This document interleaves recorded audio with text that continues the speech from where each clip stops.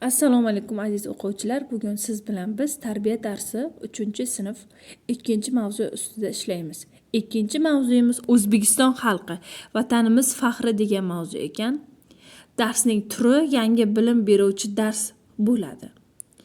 Darsning maqsadlarini aytadigan bo'lsam, o'quvchilar ta'limiy maqsadi o'quvchilarga O'zbekiston ko'p millatli xalq ekanligini, birlik va hamjihatlikning vatan faxri ekanligini tushuntirish.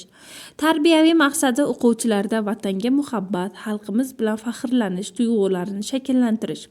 Rivojlantiruvchi maqsadi o'quvchilarning mustaqil fikrlash, nutq so'zlash, rasm va she'r orqali o'z fikrini ifodalash ko'nikmalarini rivojlantirishdan iborat. Darsning jihozlariga keladigan bo'lsak, O'zbekiston xaritasi, bayrog'i, ramzlari, O'zbekiston xalqi haqida suratlar, slaydlar, do'stlik mavzusida maqolalar yozilgan tarqatma materiallar. Darsning borishi tashkiliy qismga 5 minut ajratilgan. Salomlashish, davomatni aniqlash, o'quvchilarni ruhlantirish uchun she'r yoki maqol aytish. Vatan bitta, xalq bitta, birligimiz kuchimiz. Dars mavzusi va maqsadini e'lon qilish. Yangi mavzu bayoni: O'zbekiston ko'p millatli mamlakat. Turli illatlar o'zbek, tojik, qozoq, rus, qoraqalpoq, koreys va boshqa illat va millatlar bor.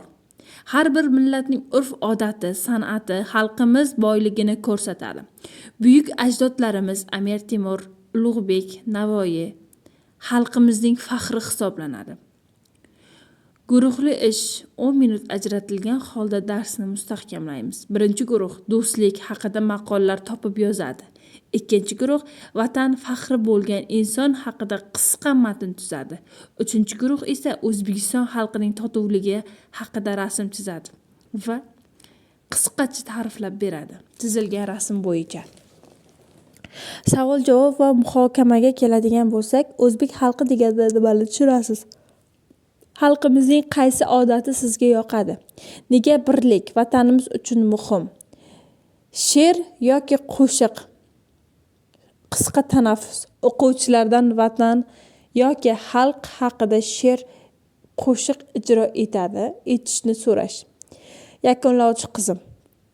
Mavzuni umumlashtirib, O'zbekiston xalqining totuvligi va birligi, vatanimiz faxri, faol qatnashgan o'quvchilarni rag'batlantirish. Uyga vazifa qilib, men O'zbekiston xalqi faxri bo'lgan inson haqida kichik matn yozish yoki rasm chizishni berdim.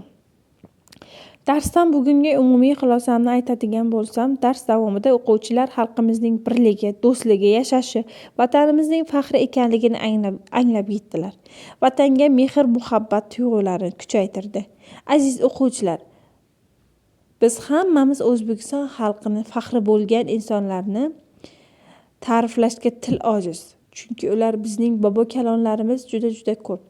O'sha uchun o'quvchilar darsga yaxshilab tayyorgarlik ko'rib kelishlarini so'radim va qiziqarli spektakl aytib berdim. So'ngra o'quvchilardan o'sha spektakldagi qahramonlarni xohlagan o'quvchi o'zi qiziqishi bor o'quvchilarga bo'lib bergan holda sahna ko'rinishlari